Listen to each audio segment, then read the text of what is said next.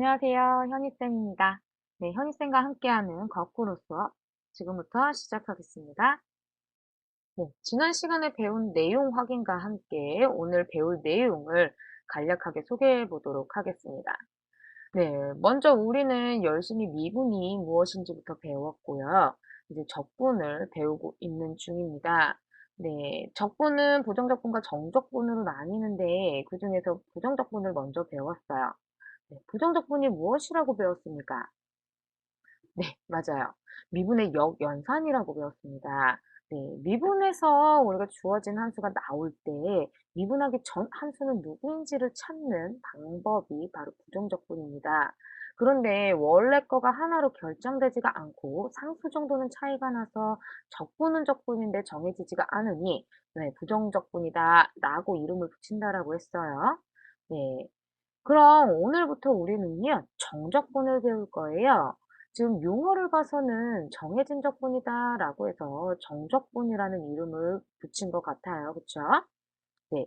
사실 정적분은요, 넓이의 개념에서 나온 겁니다. 네, 그래서 구하고 나면요, 하나의 값으로 계산이 되기 때문에 그래서 정해진 값이다라고 해서 정적분이라고 이름이 붙여졌습니다. 그럼 이때 그 넓이를 계산하는 방법이 무엇이냐라는 건데 그게 바로 우리가 오늘 배우고자 하는 구분구적법입니다. 네. 그래서 오늘 우리는요, 구분구적법의 개념을 배울 거고요. 도형들의 넓이와 부피를 계산해 보도록 할 거예요. 어떻게 보면 적분 중에서 가장 어려운 부분이라고 느낄 수도 있습니다. 이게 개념 자체가 어려운 게 아니라 계산이 조금은 복잡을 해요. 네, 뭐 수열의 합도 활용을 해야 되고요. 극한도 활용을 해야 되기 때문에 그렇습니다. 그래도 열심히 계산 연습을 하다 보면요. 자연스럽게 할 수 있는 부분이에요. 네, 여러분들 열심히 잘 따라올 수 있겠죠? 네, 그럼 여러분들을 믿고 본격적으로 구분구적법을 배워보도록 하겠습니다. 우리는 삼각형이나 사각형의 넓이를 구하는 방법을 알고 있어요. 그렇죠? 밑변, 높이, 요 길이를 계산을 해서 넓이를 구할 텐데 그럼 이런 다각형의 넓이는 어떻게 구할까요? 네, 맞아요.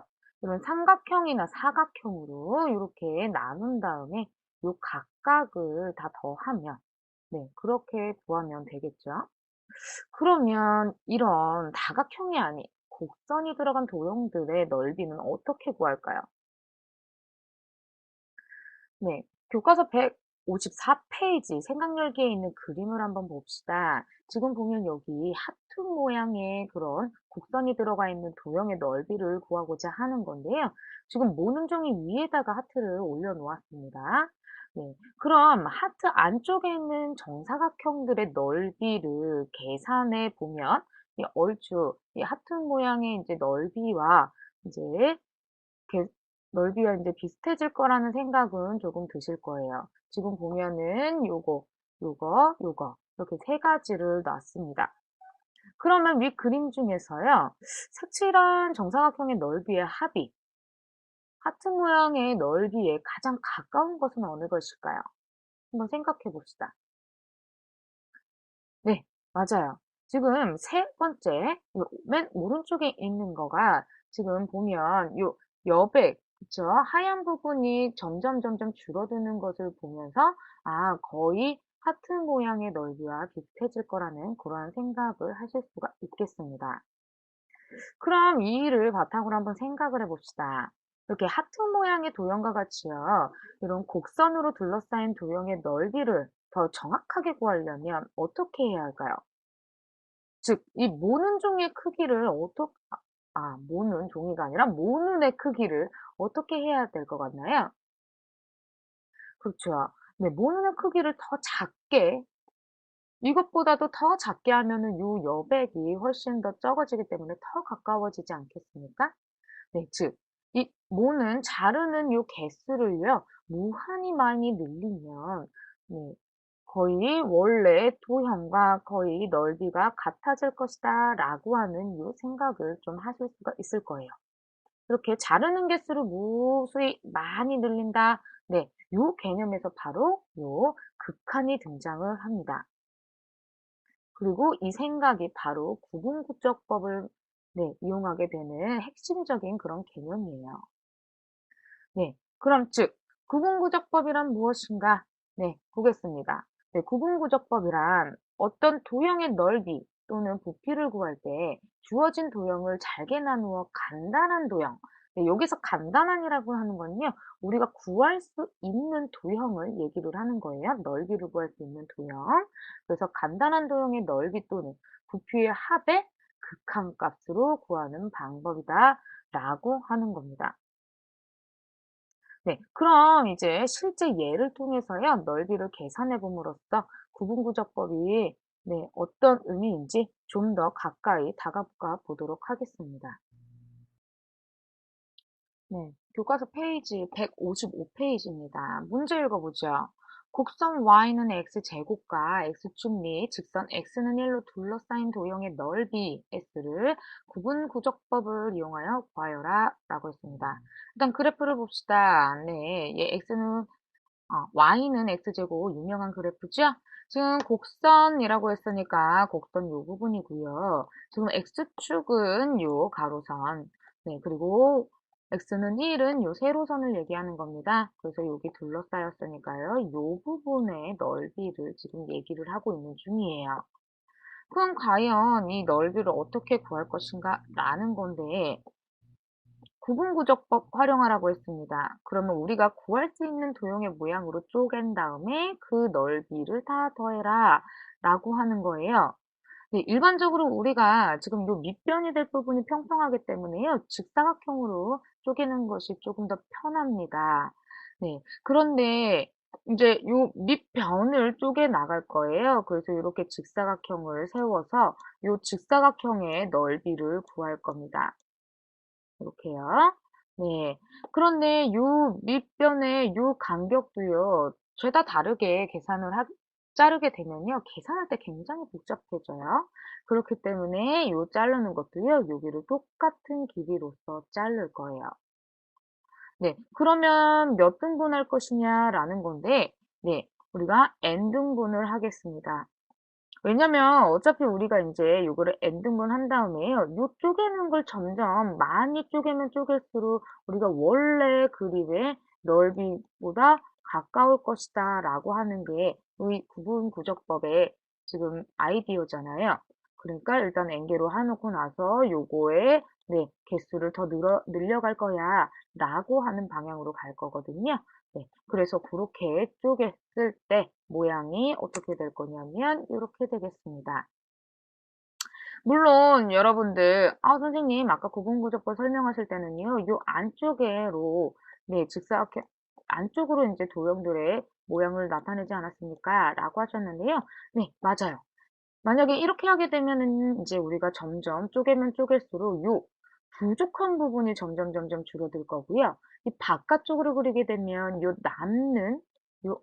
남는 부분에 이제 점점 줄어들어서 거의 원래의 도형의 넓이와 가까워진다라고 하는 개념이거든요.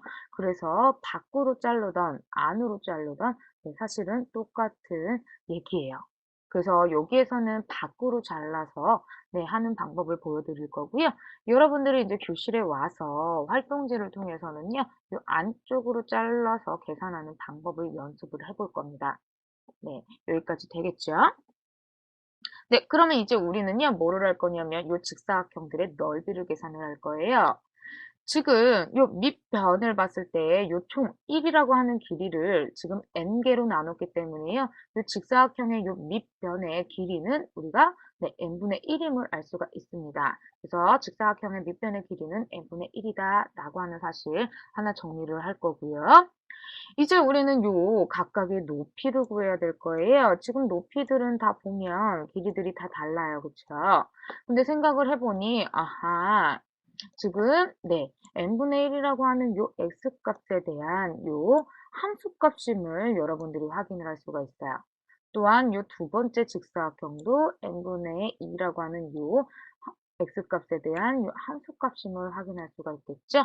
그래서 요 첫 번째 직사각형의 높이는 네, n분의 1의 제곱임을 확인할 수가 있고요. 두 번째는 n분의 2의 제곱임을 확인할 수가 있어요. 이렇게 여기도 세 번째는 n분의 3의 제곱일 거고요.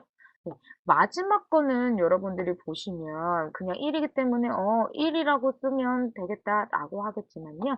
우리가 조금 규칙을 찾아야 되는 거기 때문에요. 얘가 지금 얘가 첫 번째, 이 직사각형이 두 번째, 이게 세 번째죠? 그럼 여기가 네, n분의 n으로서 n번째 직사각형이 될 거예요. 그리고 여기를 n분의 n으로 써서 요 높이, 요 높이도요, 우리가 n분의 n의 제곱이라고 표현을 할 겁니다. 네, 그러면 이 내용을 정리해보면 각 직사각형의 높이는 어떻게 되겠더라? 네, 첫 번째, 두 번째, 세 번째, n번째까지 해서 어떻게 n분의 1의 제곱, n분의 2의 제곱, n분의 3의 제곱, 그래서 n분의 n의 제곱까지 높이를 계산할 수가 있겠더라 입니다. 그러면 이제 최종적으로 이 직사각형들의 넓이의 합을 여러분들이 구해보시면 밑변 길이 곱하기 높이 이렇게 계산하면 되는 거니까 n분의 1을 각각 곱해준 다음에 어떻게 네, 나그리 몽땅 다 더해주시면 되겠죠? 네, 그래서 정리해보면 네, 이렇게 정리가 될 거예요. 네, 여기에 대해서 여러분들이 사실은 요 n이라고 하는 녀석, 그쵸? 여기를 n 등분했었을 때니까 이 n을 무수히 크게 네, 무한히 늘려주시면 되는 거예요. 네, 그러면 이제 점점 원래 넓이에 가까워질 것이다 라고 하는 건데 여기에다가 그냥 직접 구하려고 하면은 굉장히 식이 복잡하잖아요. 그러니까 일단 이렇게 구해놓은 다음에 이제 여러분들은 얘를 간단히 네, 하는 요 작업을 일단 해주셔야 될 필요가 있어요. 그래서 그걸 간단히 해보겠습니다. 네, 이 식을 좀 정리할 텐데, 지금 분모를 보시면 여기 n, 여기 n 두 개, 얘 n 두 개. 이러면서요, 지금 모두 다 분모가 지금 n 세제곱임을 확인할 수가 있어요. 그러면 n 세제곱으로 우리가 묶어줄 수가 있겠죠? 네, 그래서 분모는 n 세제곱 이렇게 묶어주시면 되겠고요. 그럼 지금 분자는 보시면 여기는 다 1이기 때문에 네, 놔두시면 되겠고요. 이 부분에 지금 1의 제곱, 2의 제곱, 3의 제곱, 그래서 쭉 n의 제곱까지 더하고 있기 때문에 어떻게 정리하시면 되겠습니까? 네, 지금 분모는 n의 세제곱이고요. 지금 분자가 다 합으로서 이렇게 표현이 되시면 되겠어요. 근데 우리 이 녀석 어디서 많이 봤습니까? 네, 그렇죠. 네, 우리가 수열의 합에서 네, 공식을 활용하던 그 형태 맞습니까? 네, 이거는 이전에 배웠던 내용이기 때문에 선생님이 이렇게 살포시 정리를 해왔어요. 그럼 지금 보면, 네, 공식은요, 이렇게 되어 있는데, 네, 공식, 이거 어차피 우리가 분자를요, 네, 전개를 해야 되기 때문에 전개한 형태인 6의 2n 세제곱 플러스 3n 제곱에 플러스 n, 요 녀석을 가지고 저기에다가, 네, 적용하도록 할 겁니다. 그러면 정리해 보시면 네, 최종적으로 네, 6n 세제곱에 2n 세제곱 플러스 3n 제곱 플러스 n이라고 이렇게 정리가 될 거예요. 이게 뭐라고요? 네, 계산하다가 이제 지쳤어요. 네, 이게 바로 직사각형들의 합입니다. 네, 요 그림상에서 이제 우리가 쪼개놨던 n개로 쪼개놨던 요 직사각형들의 모든 합이 네, 저렇게 결론이 나오는 거예요. 그럼 다시 한번 생각해 봅시다. 우리는 이제 도형의 넓이 s를 구하고자 하는 건데요. 일단 요거를 n개로 잘랐다라고 했고요. 그거를 이제 합을 구해 놓은 상태입니다. 그런데 얘를요, n개로 자른 것보다 더 잘게, 즉, 뭐 이렇게 더 잘게 자른다라고 하면, 네, 사실 무슨 얘기입니까? 요 원래 넓이보다 필요 없는 부분들이 더 이렇게 잘려 나가기 때문에 원래 넓이에 더 가까워지지 않겠습니까? 네, 자르는 요 개수를 더 늘린다라고 하면 더 원래 넓이에 가까워질 것이다. 즉 개수 누구? 네, 그쵸. n이죠. 그 개수를 네, 무수히 크게 네, 늘린다. 네, 바로 극한의 개념이니까. 네, 그래서 네, n을 무수히 크게 만들면 네, 거의 가까워질 것이다. 라고 해서 이 리미트를 적용할 거예요. 그러면 넓이 S에 네, 리미트를 적용해 보면 어떻게 되겠습니까? 네, 이러한 계산이 될 거고요. 이제는 우리가 보니까 수열의 극한이네요.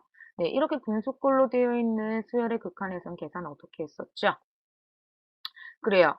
네, 최고차항으로 분모의 최고차항으로 나눈 다음에 계산을 해 나갔으니까 네, 그렇게 하셔도 되고요. 우리가 계산만 할 거기 때문에 간단하게 어떻게 하기로 했어요? 네, 최고차항 여기 네, 지수가 최고차항이 똑같으면 그렇지. 네, 개수의 비로써 가시면 되겠다라고 했죠. 그래서 6분의 2, 즉 3분의 1임을 알 수가 있습니다. 그 말은즉슨 그래요. 요 곡선, 네, 요 선들로 이루어진 요 희한하게 생긴 요 부분의 넓이가 얼마더라? 3분의 1이다 라고 하는 것이죠.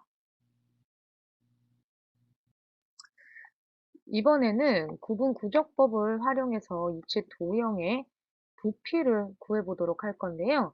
혹시 나는 넓이 구하는 것도 잘 이해가 안 된다라고 하면요. 부피 구하는 법을 더 학습하지 마시고요.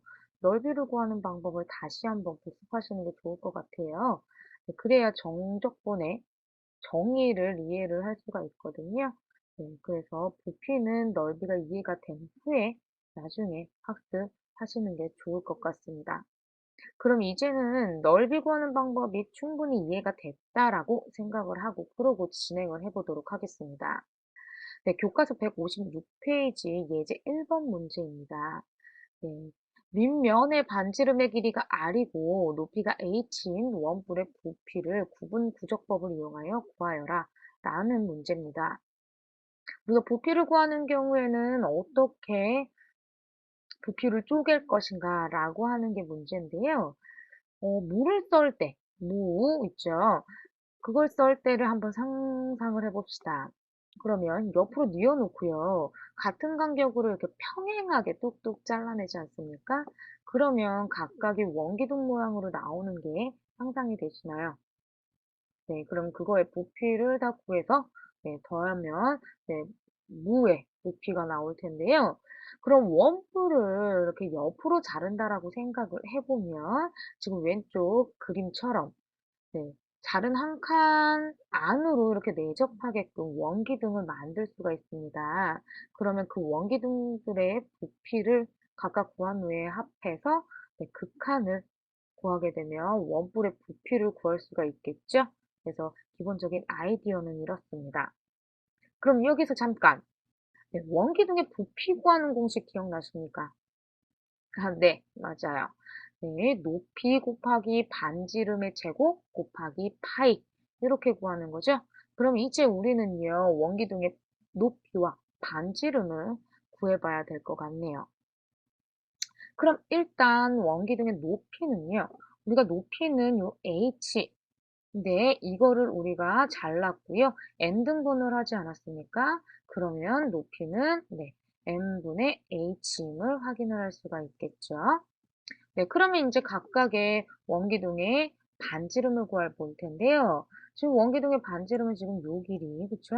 두 번째 거는 요 길이, 세 번째 거는 요 길이, 그래서 맨 마지막 거는 요 길이를 얘기하는 건데, 이 입체적인 그림에서는 조금 보기가 어려우니까, 이렇게 이 원뿔을 이렇게 반을 자른 다음에 이렇게 이쪽 부분을 평면화 시켜서 그림을 가져왔습니다. 그래서 여기에서 한번 길이를 비교해 보고자 해요. 그럼 생각해 봅시다. 첫 번째 원기둥의 반지름은 요 녀석, 두 번째는 요 녀석, 세 번째는 요 녀석이고요. 맨 마지막에 요건데요. 지금 잘 보시면요. 요게 첫 번째입니다. n등분을 했는데 요 밑변이 지금 첫 번째예요. 그럼 두 번째, 세 번째 하면 여기가 네, 여기가 n번째이기 때문에 여기가 n-1번째임을 일단 알 수가 있겠고요. 네. 지금 첫 번째 거 이제 반지름을 구해봅시다. 근데 여기에서요, 보시면, 예, 요 간격이 지금 다 똑같기 때문에, 지금 요게 1이라고 놓는다라고 하면, 요게 지금 n개입니까? 그럼 여기가 지금 n이겠죠. 지금 보면 나는 이 길이를 알고 싶은 건데, 1대 n입니다. 그래요. 삼각형, 이 길이 사이에 b를 활용하시면 되겠습니까? 그러면 1대 n은 요 모르는 길이 x 대 r이다 라고 해서 이런 비례식을 파악할 수가 있겠고요. 그러면 우리가 구하고자 하는 요 첫 번째 반지름의 길이는 n분의 r임을 알 수가 있어요. 그럼 이거와 마찬가지로 해서 요게 지금 1대 2인데 지금 여기가 n분의 r이니까 여기는 n분의 2r임을 알 수가 있고요. 그럼 세 번째는 n분의 3r임을 알 수가 있습니다. 그렇게 가다 보면 첫 번째가 1r, 두 번째가 2r이니까 쭉 가서 요 맨 끝에가 지금 n번째예요. 그래서 n분의 nr이 되고요. 우리가 요 부분은 n-1번째이기 때문에 n분의 n-r, n-1r임을 알 수가 있겠어요. 그러면 이제 우리가 원기둥의 반지름은요, 첫 번째부터 해서 n-1번째까지 n번째가 아니라 n-1번째임을 확인해 주시고요. 그러면 반지름은 이렇게 되겠더라. 그럼 이제 원기둥 부피 공식을 활용해서 우리가 원기둥의 부피의 합을 구해보면 이렇게 식이 나오겠죠. 여기에다가 우리가 리미트 극한을 취하게 되면 힘드니까 이걸 정리하는 과정이 또 필요할 것 같고요. 그럼 이걸 정리하기 위해서 이제 한번 보겠습니다.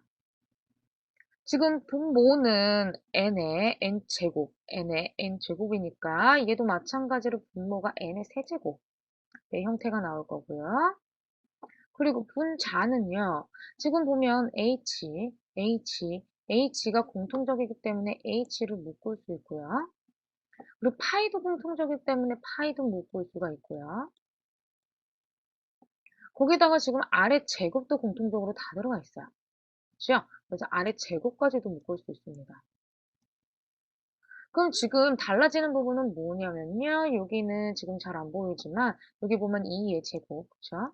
그 다음에 쭉 해서 n-1의 제곱입니다. 그러면 여기 1이 있다라고 생각을 해보면 1의 제곱부터 n-1의 제곱까지의 합을 생각해 보시면 되겠죠? 그래서 정리를 해보면 n분의 3, n의 세제곱 분의 hr제곱 파이 이게 공통적으로 나오고요. 묶어서 1부터 n-1까지 제곱을 다 더하는 거죠. 그러면 우리는 이제 이 부분을 정리를 해야 될 것 같고요. 이 부분은 우리가 또 수열의 합의 공식을 활용하는 거기 때문에 공식은 제가 이렇게 정리를 해왔습니다. 여기서 다른 거는 n-1까지예요. 여기가 n-1 들어가야 되는 부분이고요. 그렇다라고 하면 k제곱의 공식에 어떻게 하시면 되겠습니까? n 대신에 n-1을 넣어주시면 되겠죠? 그래서 넣어주시면 되겠어요. 그럼 이걸 전개를 하면 요 녀석이 되겠고요. 이 부분 대신에 얘를 넣어보면 이렇게 정리가 되겠습니다. 이게 바로 원기둥의 부피의 합이 될 거예요. 그럼 이제 우리는 원뿔의 부피를 구할 건데 다시 한번 생각해보면 우리가 n개의 간격으로 나눴으나 이 n개가 아니라 더 많은 모수에 더 잘게 자르면 요 원래 원뿔의 부피와 거의 비슷해질 거기 때문에 n을 무한대로 보내게 되면 원래의 원뿔의 부피와 같아질 것이다. 그래서 이 극한을 취할 거고요. 이 극한은 지금 n에 관한 거기 때문에 이 뒤에 있는 이 부분만 계산을 해보시면 될 거예요. 여기는 그냥 상수 취급해 주시면 됩니다. 그러면 최고차항이 n의 세제곱이니까 개수의 부를 활용하면 이 부분이 3분의 1이 나올 거고요. 그래서 최종적으로는 3분의 hr 제곱 파이 이렇게 나오겠습니다.